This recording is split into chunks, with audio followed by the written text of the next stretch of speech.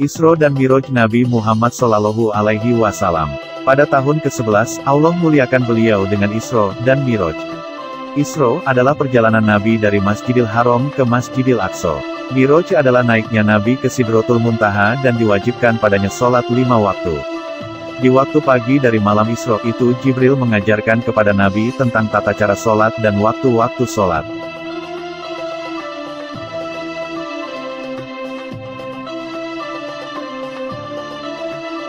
Catatan, diperselisihkan apakah Rasulullah Shallallahu Alaihi Wasallam dalam perjalanannya termasuk dengan roh dan jasadnya atau tidak. Mayoritas ulama ahlu sunnah wal jamaah berpendapat dengan roh dan jasad Nabi, sedangkan Aisyah radhiyallahu anha, Muawiyah dan Al Hasan mengatakan hanya rohnya saja.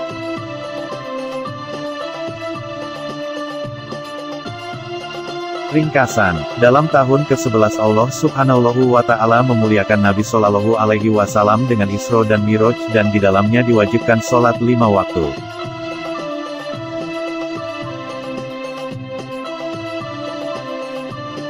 Ajakan berislam ke keluarga Nabi Shallallahu Alaihi Wasallam.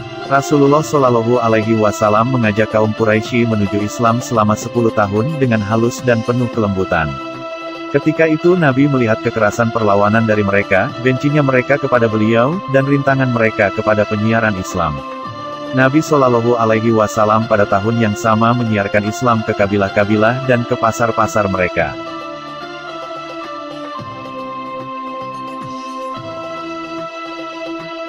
Nabi Shallallahu Alaihi Wasallam mengajak mereka ke agama yang diridhoi Allah Subhanahu wa Ta'ala. Ada di antara mereka yang menolak dengan kasar, ada juga yang menolak dengan halus. Di antara mereka yang menolak secara kasar adalah dari kaum Bani Hanifah golongan Musailamah Al-Kahzab.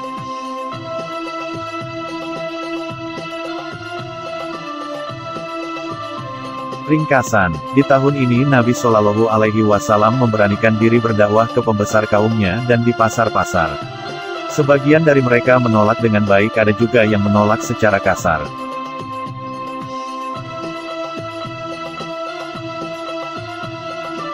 Permulaan Islam kaum Ansor. Di tahun ke-11 datanglah 6 orang dari Yasrib dari kabilah Hajras ke Makkah untuk berhaji. Nabi Shallallahu Alaihi Wasallam mengajak mereka ke agama Islam, dan mengajak mereka untuk membantu dakwah beliau. Mereka pun beriman kepada apa yang dikatakan Nabi Shallallahu Alaihi Wasallam, bahkan mereka berikrar di antara mereka. Demi Allah, sesungguhnya dialah Nabi orang-orang Yahudi yang dijanjikan kepada kita. Sudah sepantasnya kita beriman padanya akan hal ini.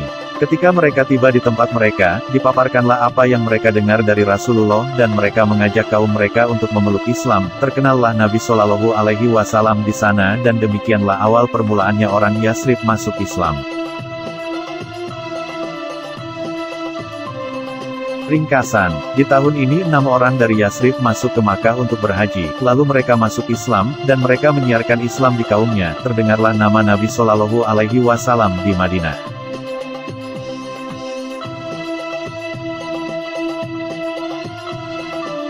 Bayat Aqobah yang pertama, di tahun ke-12 datanglah 12 orang ke Madinah. Mereka berkumpul dengan Rasulullah Shallallahu Alaihi Wasallam dekat Aqobah pertama dan bermubayaah, sumpah setia atau bayat untuk penyiaran Islam dengan beberapa syarat.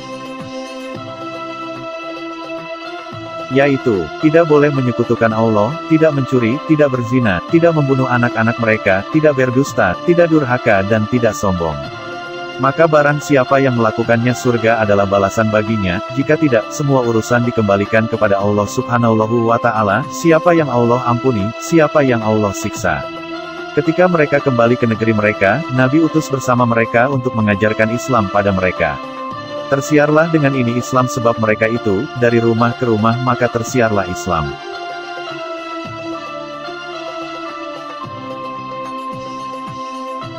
Catatan, 1. 10 orang dari Aus, 2 orang dari Khazraj. 2. Dalam tarikh bayah ini dinamakan Baitun Nisa. 3. Beliau adalah Musib bin Umair atau disebut juga Al-Mukri.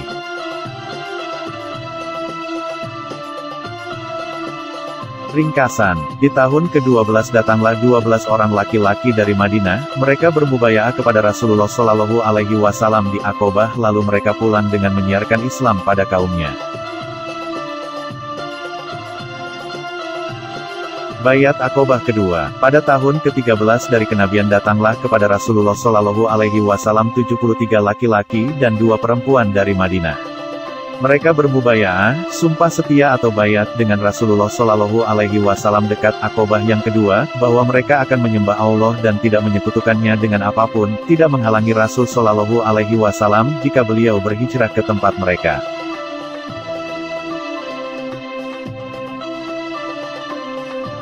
Lalu mereka membagi dari yang hadir menjadi 12 kelompok yang diketuai seseorang di masing-masing kelompoknya. Nabi Shallallahu Alaihi Wasallam berkata, "Kamu menjadi wakil terhadap kaummu dengan yang ada pada mereka, kamu penjamin seperti Hawariyin kepada Nabi Isa alaihissalam bin Maryam, sedangkan aku menjadi penjamin kaumku." Mereka kemudian kembali ke Madinah dengan menyiarkan Islam dengan lebih semangat. Islam pun tersiar dengan pesat di sana.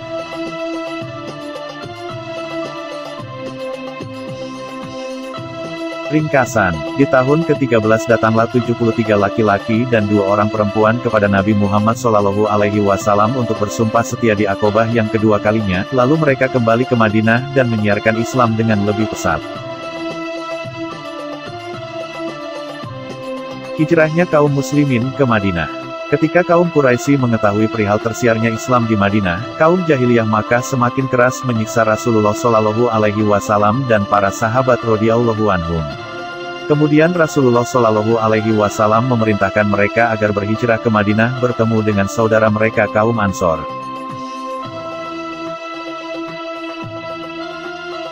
Mereka meninggalkan Makkah dengan sembunyi-sembunyi, takut diketahui kaum Quraisy yang bisa menghalangi maksud mereka. Abu Bakar radhiyallahu anhu ingin ikut berhijrah ke Madinah, tetapi Rasulullah Shallallahu Alaihi Wasallam mencegahnya agar menemani Rasulullah di Makkah. Catatan, mereka keluar satu persatu dengan sembunyi-sembunyi, agar ibadah mereka kepada Allah semakin kuat. Kecintaan kepada Allah melebihi dari apapun yang bercampur dalam darah dan daging mereka. Mereka tidak memperdulikan berpisah dengan tempat asal mereka, jauh dari keluarga dan saudara mereka, selama dalam jalan mencari ridho Allah dan Rasul-Nya.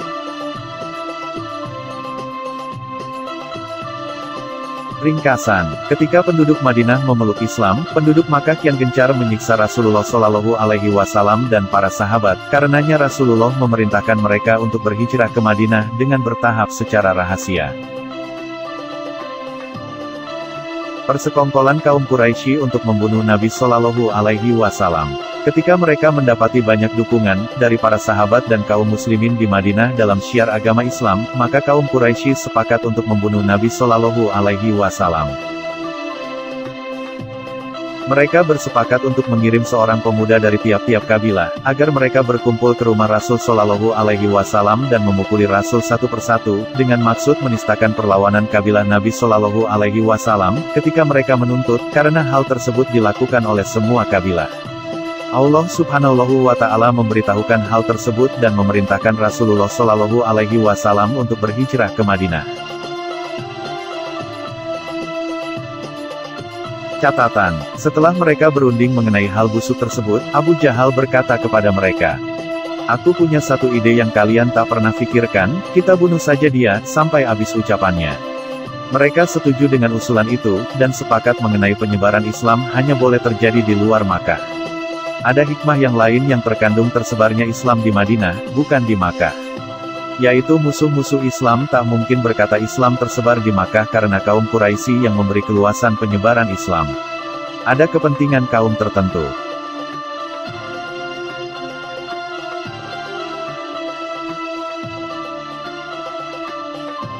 Hijrah Rasulullah Shallallahu Alaihi Wasallam. Rasulullah menemui Abu Bakar radhiyallahu anhu dan memberitahu kabar dari Allah Subhanahu wa Ta'ala, yaitu agar beliau menemani Rasul, dan Abu Bakar menjawab ya. Kemudian keduanya menyiapkan 2 kendaraan untuk perjalanan mereka dan mempercayakan kendaraan itu kepada seorang penunjuk jalan. Dan menyuruh penunjuk jalan tadi untuk membawa Rasul dan Abu Bakar ke Gua Sur. Pada malam hari Rasul memutuskan untuk keluar dari kediaman beliau. Ketika itu Rasul melihat banyak sekali para pemuda mengelilingi rumahnya.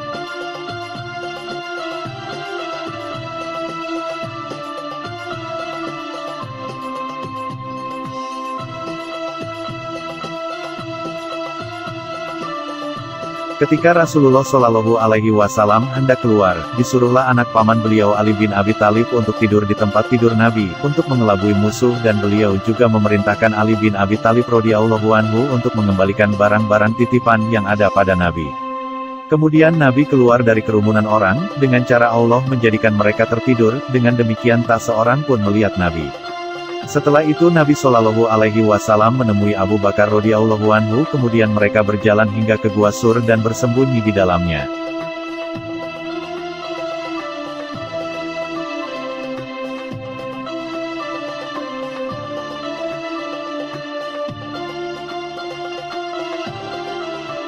Catatan 1. Kemudian Nabi Shallallahu Alaihi Wasallam berpisah dan bersepakat untuk bertemu kembali di luar kota Makkah.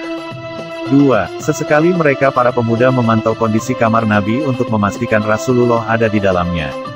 3. Para penduduk Makkah biasa menitipkan barang ke Nabi agar aman, mereka takut kehilangan barang tersebut maka dititipkannya di rumah Nabi. 4. Rasulullah Shallallahu Alaihi Wasallam sambil membaca surat Yasin ayat 9. Dan kami jadikan di hadapan mereka dan di belakang mereka sekatan, lalu kami tutupi mereka sehingga mereka tidak bisa melihat.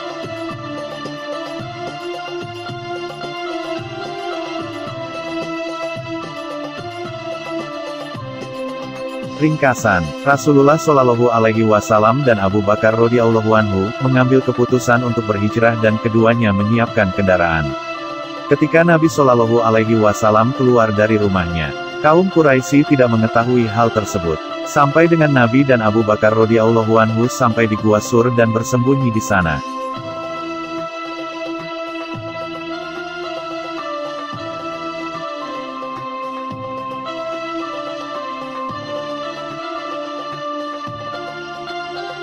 Kaum Quraisy mencari Nabi Shallallahu Alaihi Wasallam. Ketika mereka sadar yang didapatinya adalah bukan Rasul Shallallahu Alaihi Wasallam, mereka sangat marah karena merasa terbodohi. Mereka memerintahkan setiap pemuda dengan membawa pedang untuk mencari Nabi ke segala penjuru kota. Mereka bersedia memberi hadiah 100 unta betina bagi yang mendapatkan Nabi atau menunjukkan kemana Rasul Shallallahu Alaihi Wasallam berada.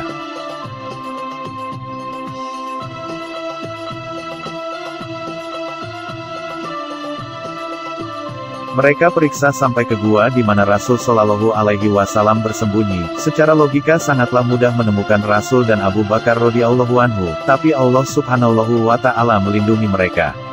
Abu Bakar radhiyallahu anhu melihat mereka dan ia menangis. Kemudian Rasul Shallallahu Alaihi Wasallam bersabda, "Janganlah engkau berduka cita, sesungguhnya Allah bersama kita." Allah Subhanahu wa Ta'ala tutup penglihatan mereka sehingga mereka kembali dengan tanpa hasil.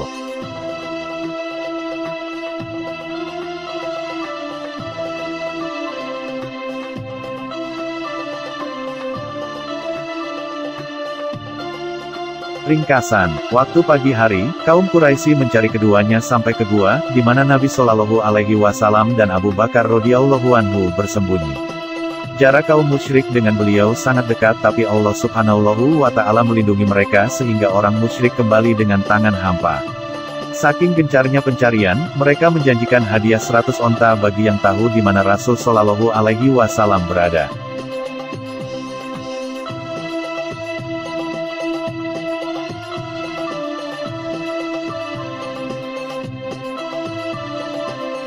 Nabi Shallallahu Alaihi Wasallam keluar dari gua. Setelah berhenti pencarian terhadap Rasulullah Shallallahu Alaihi Wasallam, kemudian Rasul dan Abu Bakar radhiyallahu anhu keluar dari gua tersebut, setelah berdiam diri selama 3 malam di dalamnya.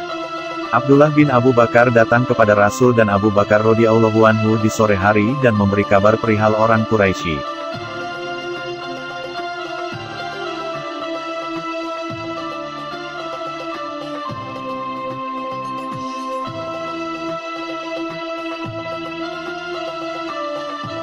Saudaranya Asma membawa makanan kepada keduanya secara sembunyi-sembunyi takut akan ancaman kaum musyrikin.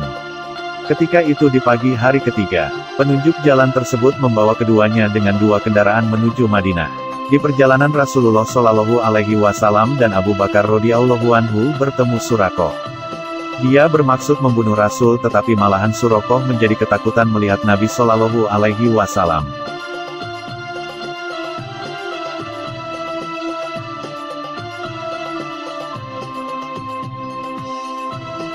Catatan 1. Abdullah bin Abu Bakar tinggal di Makkah seolah-olah tidur bersama Quraisy. Ketika ia mendengar kabar dari kaum musyrik tentang Nabi Shallallahu Alaihi Wasallam dan Abu Bakar radhiyallahu anhu, datanglah ia pada malam hari untuk menemui keduanya. Ia kabarkan hal itu dan bermalam di tempat keduanya. 2. Suraqah pernah mendengar tentang hadiah yang diadakan kaum Quraisy. Bertemulah ia dengan Rasul dan mengancam Rasul untuk dibunuh. Saat itu jaraknya sangat dekat, lalu tergelincirlah kuda dan Suraqah jatuh bersamanya. Lalu ia bangun lagi sampai sangat dekat dengan Nabi sampai ia mendengar ucapan Rasulullah tapi ia tak menghiraukannya. Jatuh lagi kaki kuda dengan dia ke pasir gurun, sehingga sulit untuk dikeluarkan, sampai bertaburan debu-debu akibat usaha Suraqah untuk keluar dari jeratan pasir itu. Namun usahanya tadi sia-sia tanpa hasil. Mengingat kondisi yang kritis ini, Suraqah memanggil Rasul Shallallahu Alaihi Wasallam dan Abu Bakar radhiyallahu anhu untuk meminta jaminan keamanan, minta pertolongan dari keduanya. Suraqah kembali tanpa hasil dan tidak disakiti sedikit pun.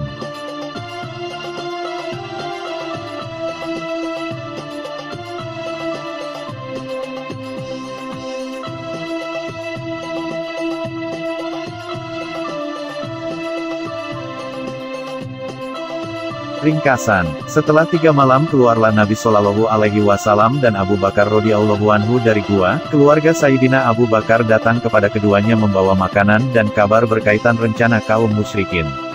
Keduanya kemudian pergi dengan seorang penunjuk jalan untuk keluar dari Makkah, dan diikuti oleh Suraqah bin Malik, akan tetapi usaha Suraqah tak membuahkan hasil.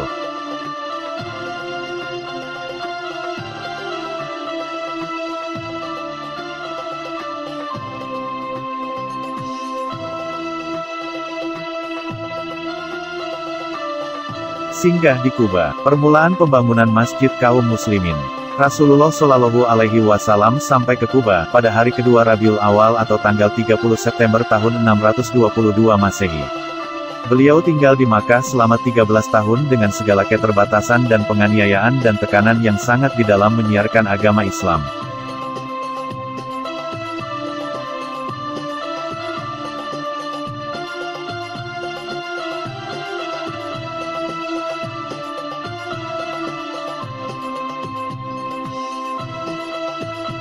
Nabi Shallallahu Alaihi Wasallam tinggal di Kuba selama 22 malam bersama dengan para sahabat Muhajirin dan Ansor dengan aman dan tentram. Di masa itu beliau Shallallahu Alaihi Wasallam mendirikan Masjid Kuba yang Allah Subhanahu wa Ta'ala sifatkan dengan masjid yang didirikan untuk berbakti.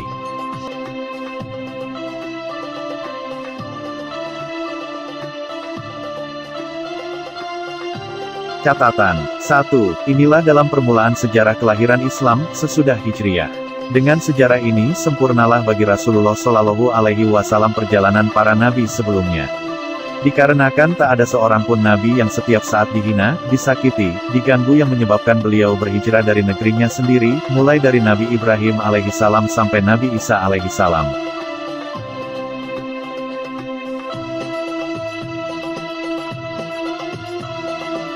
Ringkasan, pada 2 Rabiul Awal Nabi Shallallahu Alaihi Wasallam dan Abu Bakar radhiyallahu anhu sampai di Kuba, dengan selamat dan tinggal di sana selama 22 hari, dan di waktu itu pula Rasul Shallallahu Alaihi Wasallam mendirikan Masjid Kuba.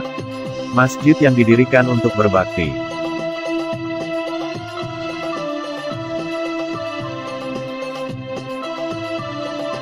Sampai ke Madinah, awal sholat Jumat dan khutbah Jumat dalam Islam.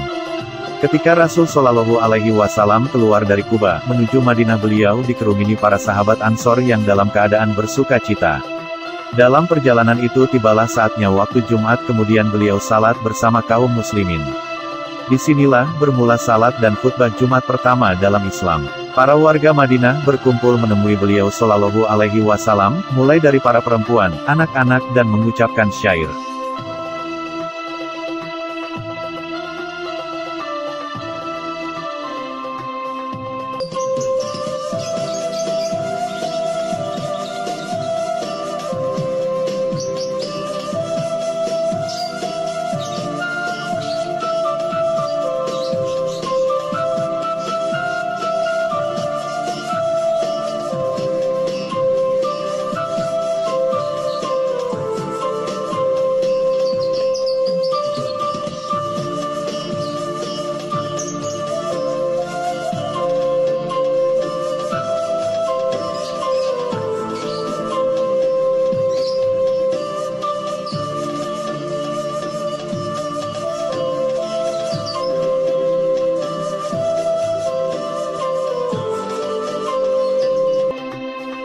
Ringkasan, keluarlah Rasul Shallallahu Alaihi Wasallam dari Kuba, menuju Madinah dan beliau dikerumuni oleh kaum Ansor dan Muhajirin.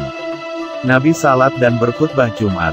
Dalam perjalanannya beliau diterima oleh kaum Muhajirin dengan sangat meriah dan penuh sukacita.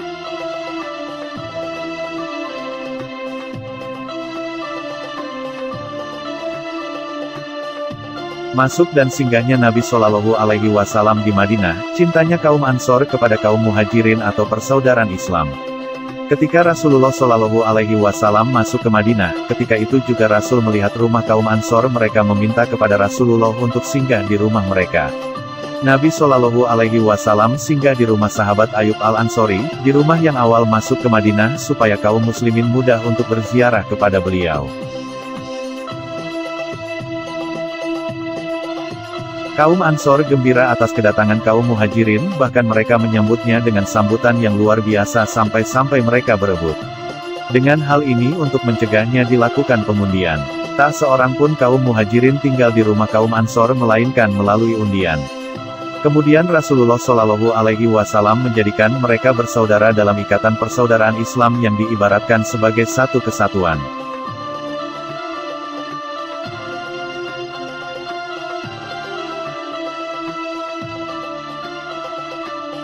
Catatan 1. Mereka memegang pengikat onta yang dinaiki Nabi Shallallahu Alaihi Wasallam, lalu Nabi berkata, "Biarkanlah ia, karena ia diperintah." Tetapi onta itu terus dan berhenti di rumah Abi Ayub Al-Ansori. 2. Awalnya sahabat Ayub menolaknya karena letak rumahnya rendah dari rumah yang lain dan memohon dan menyarankan Rasulullah Shallallahu Alaihi Wasallam untuk pindah ke tempat yang lebih tinggi.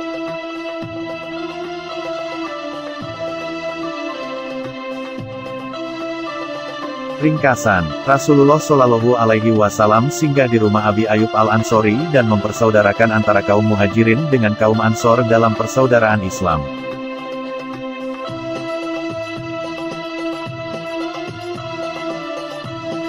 Hijrah keluarga Nabi Shallallahu Alaihi Wasallam dan asal mula kunut nazilah.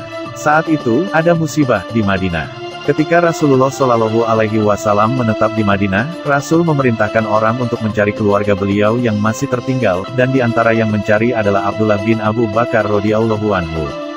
Didapatkanlah fakta di mana kaum musyrikin di Makkah melancarkan penindasan kepada kaum muslimin yang hendak pergi keluar Makkah.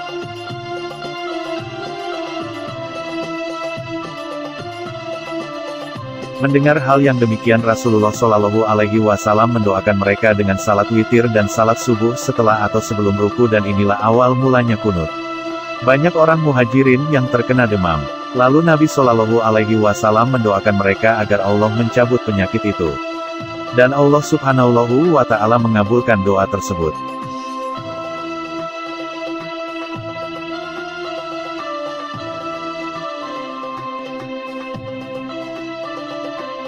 Catatan 1. Inilah ada sedikit perbedaan para imam tentang letak bacaan kunut.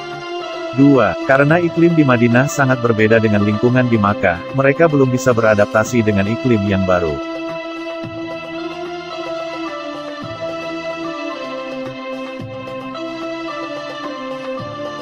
Ringkasan, Rasulullah Shallallahu Alaihi Wasallam mengutus orang untuk mencari keluarganya yang masih tertinggal, kemudian mereka datang dengan Abdullah bin Abu Bakar radhiyallahu anhu. Ternyata didapatilah orang musyrik Makkah menindas kaum muslimin yang masih ada di sana dan yang mau berhijrah. Kemudian mendengar hal tersebut, Nabi Shallallahu Alaihi Wasallam mendoakan mereka, dan disinilah awal mulanya kunut dalam salat subuh.